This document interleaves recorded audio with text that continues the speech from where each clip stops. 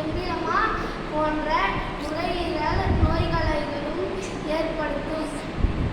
அடிமையாதல் புகையிலையில் உள்ள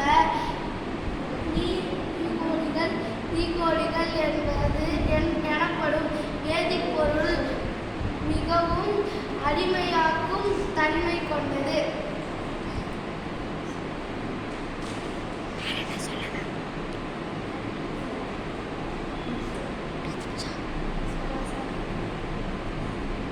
COPD என்பது சுவாசிப்பதை கடினமாக்குகின்ற ஒரு நுரையீரல் அடைப்பு நோயாகும்.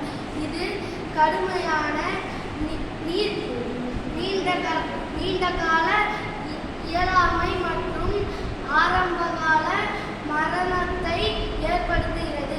COPD பேரக்குழந்தையுடன் விளையாடுவது போன்ற சுறுசுறுப்பாக இருப்பதை கடினமாக்குவதன் மூலம் தொடங்குகிறது, பின்னர் பொதுவாக மோசமடைகிறது. ஒரு குறுகிய படிக்கட்டுகளில் ஏறுவது அல்லது அஞ்சல் பெற நடந்து செல்வது கூட சோர்வாகவோ அல்லது சாத்தியமற்றதாகவோ இருக்கும்.